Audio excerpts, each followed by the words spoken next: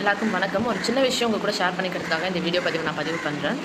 Bed வளர்க்குறீங்க அப்படின்னா உங்களால் முடியும், இல்லை பெட்டு வளர்க்க ஆசைப்படுறீங்க அப்படின்னா உங்களால் கடைசி வரைக்கும் அந்த பெட்டை வளர்க்க முடியும் அப்படின்னு நான் மட்டும் தயவு செஞ்சு வாங்கி வளங்க.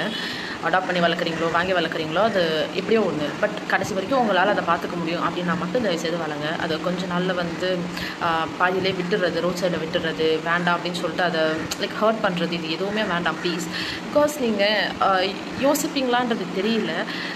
அது என்ன பண்ணும், வீட்டில் வளர்ந்ததுக்கும் வெளியே வளர்கிறதுக்கும் வித்தியாசங்கள் அதிகமாக இருக்குது, சரிங்களா?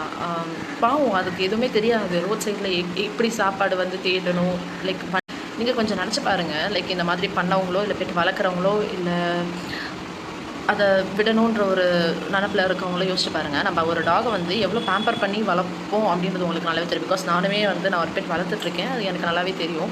அதை நீங்கள் பாதியில் இப்படி விடும்போது அது எங்கே போகும், எப்படி இருக்கும். நம்ம வீட்டில் வச்சுருக்கும் போது 3 வேளைக்கு சாப்பாடு, வீட்டில் தான் தூங்குவாங்க. ஈவன் நம்ம பெட்டே தள்ளி நம்ம பெட்லேயே நம்மளை தூங்க விடாமல் நம்ம தள்ளி விட்டு அவங்க தான் படுத்துட்ருப்பாங்கன்ற மாதிரியெல்லாம் இருக்கும். பட் ஆனால் நீங்கள் பாதியிலே விடும்போது அவங்கள அந்த ஒரு பெட் சைட்லேருந்து நீங்கள் யோசிச்சு பாருங்களேன், அது எப்படி இருக்கும்ன்ட்டு.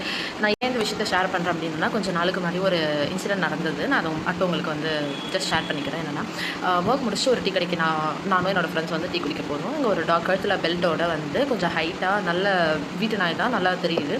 பட் ஆனால் வயர்லாம் ஒட்டி போயிட்டு ரோடு சைடில் அது நடக்குது. ஒவ்வொரு ஹாரன் சத்தத்துக்கும் ஒரு வண்டி சத்தத்துக்கும் அது அவ்வளோ பயப்படுது. பார்த்தாலே தெரிஞ்சுது. சரி, ஓகே, பசியில் இருக்குன்னு சொல்லிட்டு பிஸ்கெட் வாங்கி நாங்கள் போட்டோம்.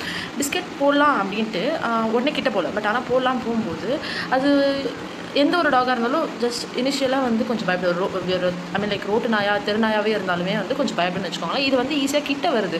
கிட்ட வரப்போ எனக்கு கொஞ்சம் பயமாயிடுச்சு. பட் நான் என்ன பண்ணிட்டேன், பிஸ்கெட் மட்டும் எடுத்து ஒரு ஓரத்தில் வச்சுட்டு நான் எட்டே வந்துட்டேன். அது ஃபுல்லாக சாப்பிட்டு முடிச்சிருச்சு. சரி, இன்னும் பசிக்கும் அப்படின்னு சொல்லிட்டு இன்னும் ஒரு 2 பிஸ்கெட் பேக்கெட் நான் போடுறேன். போடும்போது நெக்ஸ்ட் டைம் போடும்போது நல்லா கொஞ்சம் எட்டே போட்டேன்னு வச்சுக்கோங்களேன். அது வெறும் ஸ்மெல் வச்சு தான் சாப்பிடுது. என்னன்னு பார்த்தோன்னா அதுக்கு கண்ணு தெரியல. அவ்வளோ பர்ஃபெக்டாக சுத்தமாக கண்ணு தெரியல. அது நல்லா அதுக்கப்புறம் அதோடைய ஐஸ் பார்க்குறேன். தென் அது கூட கொஞ்சம் பிஸ்கெட் மறுபடியும் வேறு இடத்துல போடும்போது ஜஸ்ட் ஸ்மெல் வச்சு தான் அது சாப்பிடுதுன்னு வச்சுக்கோங்களேன். அப்போ தான் புரிஞ்சுது அதால் எப்படி அதோடைய லைஃப்பை இந்த வெளி உலகத்தில் லீட் பண்ண முடியும். மேபி அவங்களுடைய ஓனர் ஷியோராக அதுக்கு கண்ணு தெரியலை அப்படின்னு சொல்லிட்டு வெளியே விட்டாங்கன்றது மட்டும்தான் எனக்கு கிளியர் கட்டாக தெரிஞ்சுது. அது யோசிச்சு பாருங்களேன், அது எப்படி லைஃப்பை சர்வே பண்ணும் அப்படின்னு சொல்லிட்டு. அதே போல் இன்னொரு இன்சிடெண்ட்டும் நடந்துச்சு. டாகி அதே டீ கடை இன்னொரு நாள் இன்னொரு டாகி வந்துச்சு, சரிங்களா? அது ஆக்சுவலாக ரொம்ப க்யூட்டாக ஹேர் ஃபுல்லாக உடம்பு ஃபுல்லாக ஹேர் புசுன்னு ஹேர் இருந்துச்சு. பார்த்தேன், பிஸ்கெட் வாங்கிட்டோம், ஓகேங்களா? பிஸ்கெட் வாங்கி போட்டாச்சு. போட்டு பிற்பாடு நாங்கள் கிளம்பலாம் அப்படின்னு சொல்லிட்டு அதை பார்த்தோன்னே நான் அதுக்கு ஆக்சுவலாக டெடி நேம் வச்சுட்டேன்னு வச்சுக்கோங்க.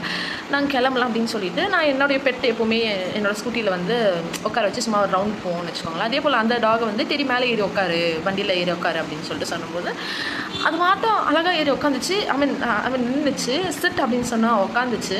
நானும் டெடியும் ஒரு ரவுண்ட் போகணும். டெடியோட பிக் நான் ஷேர் பண்ணுறேன் உங்களுக்கு. நானும் டெடியும் ரவுண்ட் போகணும். ரவுண்ட் போயிட்டு அதுக்கு வண்டி விட்டு இறங்கவே இல்லை.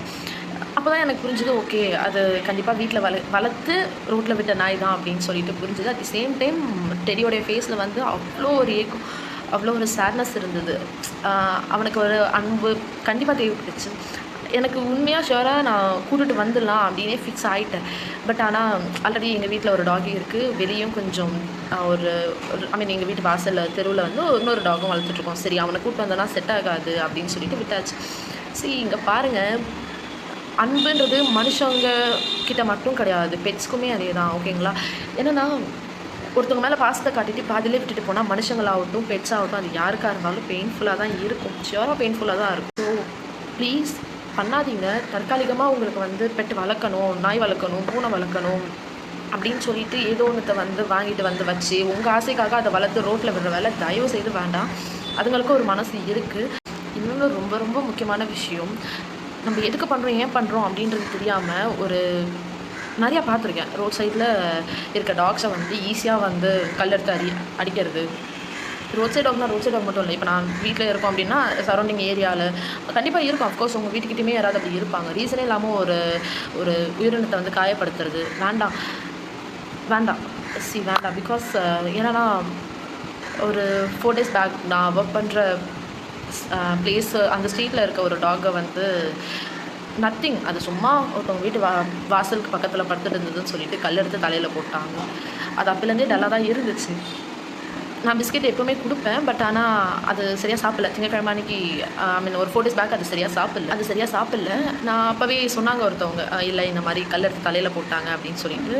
நான் அது பேர் டாமி ஆக்சுவலாக போட்டாங்கன்னு சொல்லும்போது அதுக்கப்புறம் ஓகே அப்படின்னு நான் பிஸ்கெட் போட்டு வாயில் ஊட்டி விட்டு அதுக்கப்புறம் அதை வந்து சாப்பிட்டுச்சு. நேற்று 2 days பேக் நைட் என்னாச்சு, டாடா ஏசி ஒன்று வந்து அது படுத்துட்டு இருக்கிறது தெரியாமல் வயிற்றுல ஏற்றிட்டாங்க. ஈவன் இதே ஸ்ட்ரீட்டில் இருக்கவங்க தான். அது ஆல்ரெடி வீக்காக தான் இருந்தது. பட் இந்த ஒரு இன்சிடெண்ட்டுக்கு அப்புறம் அது நேற்று காலையில் தவறிடுச்சு. நான் எப்போவுமே வண்டி விட்டாலோ வண்டி எடுத்தாலோ கூடவே வந்து வரும். எனக்கு ரொம்ப கஷ்டமாக இருந்துச்சு. நம்மளை ஒருத்தவங்க ஹர்ட் பண்ணிட்டாலே நம்மளுக்கு மனசளவுலேயே அவ்வளோ வலிக்குது அப்படின்னா அந்த பெட்ஸ் அது பாவம். நீங்கள் ஃபிசிக்கலாக ஹர்ட் பண்ணுறது அதுக்கு எவ்வளோ பெயின்ஃபுல்லாக இருக்குன்றது வந்து ஜஸ்ட் ப்ளீஸ் உங்கள் வேலையை பார்த்துட்டு நீங்கள் போங்க. அது வேலையை பார்த்துட்டு அது இருக்கும். ஓகேங்களா? நான் பேசுனதில் ஏதாவது தப்பாவோ இருந்தால் தயவுசெய்து மன்னிச்சிருங்க. யாராவது ஹர்ட் பண்ணியிருந்தோன்னா தயவுசெய்து மன்னிச்சிருங்க ப்ளீஸ். பாதியிலே விட்டுறாதீங்க. அதுங்க பாவம் ரொம்ப.